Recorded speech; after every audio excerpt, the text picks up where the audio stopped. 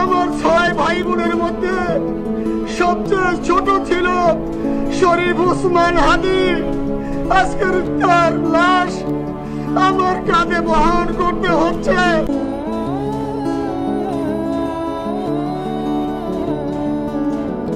আমি সঞ্চয়, আমি ঘূর্ণি, আমি পথ সম্মুখে যাহা পাই যাই চূর্ণি, আমি পাগল ছন্দ। ভাই ময়লা পানি যারা মারছেন আরো মারতে পারেন, সমস্যা নাই, মারেন। 3 বার মারছে এখানে ময়লা পানি। জুলাই বিপ্লবী ওসমান হাদির মৃত্যুর ঘটনায় উত্তাল হয়ে আছে সারা বাংলাদেশ। মানুষের তীব্র ক্ষোভ আশ্রে পড়ছে ভারতের দিকে, কারণ ওসমান হাদির হত্যাকারী ফয়সাল করিম মাসুদ ওরফে দাউদ খান এখন বর্তমানে বাংলাদেশ ছেড়ে ভারতে পালিয়ে আছে। সর্বশেষ খবর অনুযায়ী ভারতের মহারাষ্ট্রে অবস্থান করেছেন এই শুটার।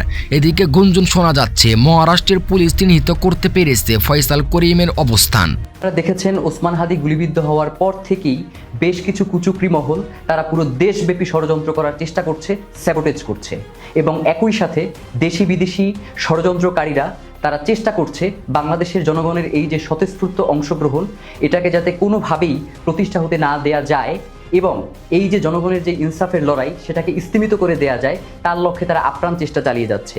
আমরা ইনকিলাব মঞ্চের পক্ষ থেকে বাংলাদেশের জনগণকে সাথে নিয়ে দৃঢ় কণ্ঠে ঘোষণা করতে চাই, বাংলার জমিনে ওসমান হাদির যেই রক্ত লেগে আছে সেই রক্তের মধ্য দিয়ে আমরা বাংলার জমিনে ইনসাফ কায়েম করেই ছাড়বো ইনশাআল্লাহ। আগামীকাল মানিক মিয়া এভিনিউতে দুপুর 2টা বাজে শহীদ ওসমান হাদির জানাজার নামাজ অনুষ্ঠিত হবে। আপনাদের সবাইকে, বাংলাদেশের স্বাধীনতাকামী জনতাকে শহীদ শরীফ ওসমান হাদির জানাজায় অংশগ্রহণ করবার জন্য আমরা অনুরোধ করছি এবং একই সাথে আমরা ঘোষণা করতে চাই, জানাজার পূর্বে আমরা ইনকিলাব মঞ্চ এবং তার পরিবারের পক্ষ থেকে আপনাদেরকে শহীদ ওসমান হাদির রক্তের বদলা আমরা কিভাবে আদায় করে নিব তার পরিষ্কার বিবৃতি আপনাদের সামনে উপস্থাপন করব।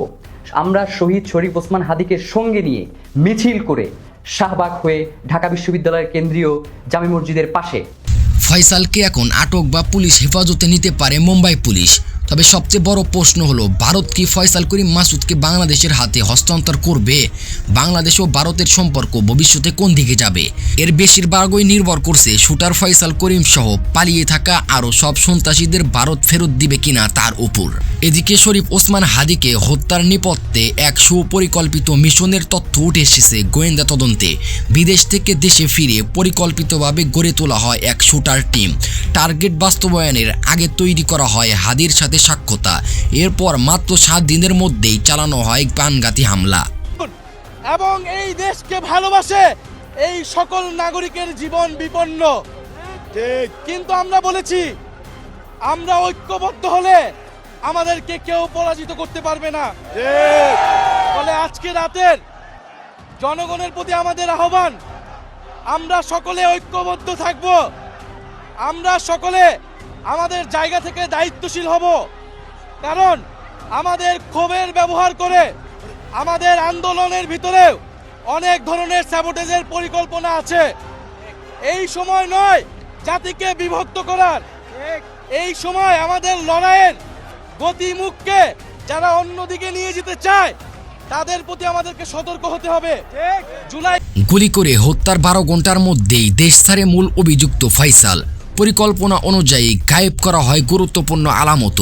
হত্যার সহায়তায় অভিযোগে গ্রেফতার করা হয়েছে শ্যালক শিপু, স্ত্রী সামিরা ও বান্ধবী মারিয়াকে।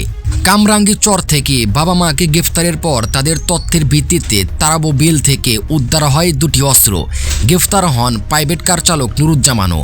ওসমান হাদির হত্যা প্রচেষ্টার পর থেকেই কিন্তু টার্গেট কিলিং এর বিষয়ে আলাপ চলছিল, যে একটা সুনির্দিষ্ট লক্ষ্য স্থির করে আওয়ামী লীগ বিরোধী রাজনীতির যারা প্রধান মুখ হয়ে উঠেছিলেন জুলাই আগস্ট আন্দোলনের সময় বা তারপরে, তাদেরকে টার্গেট করা হচ্ছে কিনা, এবং ওই নেতৃবৃন্দের ভেতর থেকে গণ অধিকার পরিষদের রাশেদ খান, হাসনাত আবদুল্লাহ, ফুয়াদ, ব্যারিস্টার ফুয়াদ সহ নানাজনই বলছিলেন যে একটা তালিকা করে রীতিমতো এই টার্গেট কিলিং শুরু হয়েছে।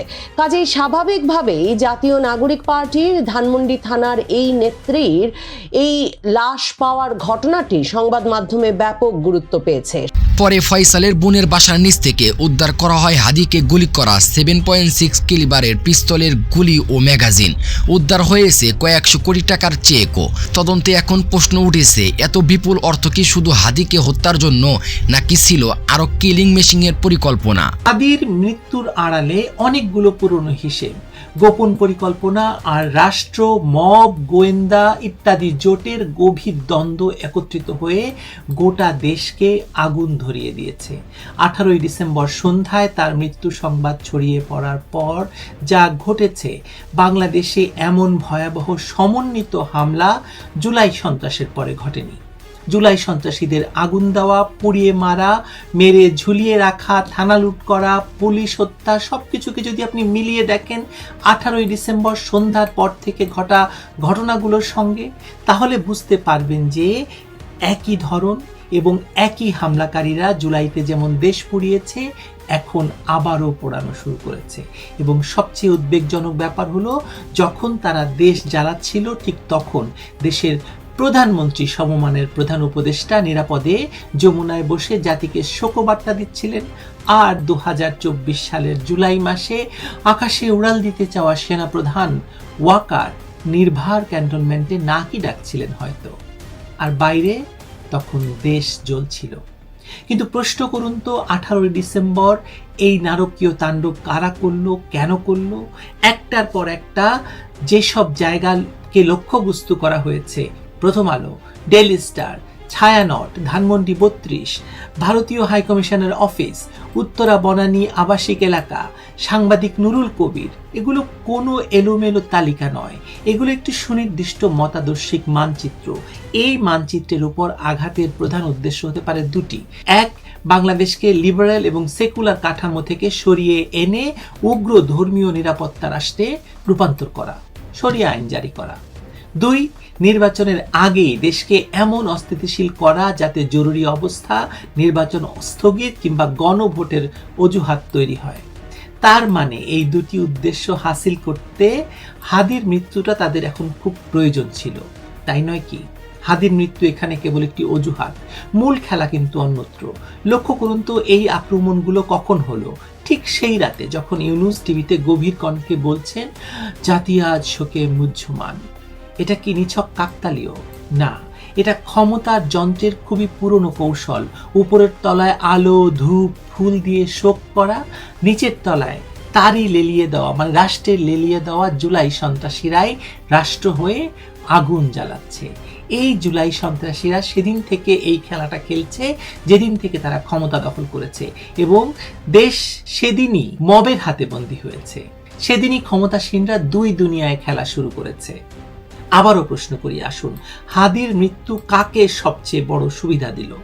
হাদি যদি বেঁচে থাকতেন, তাহলে তার মুখেই আমরা প্রথম প্রশ্নটি শুনতাম যে ফয়সাল নামের কথিত খুনি নাকি ছাত্রলীগের, তাকে জামিনে মুক্ত করলো কে? তার সাথে তাকে ছাড়া হলো কেন? তার যাতায়াত বিএনপি ঘেঁষা আইনজীবীদের সঙ্গে।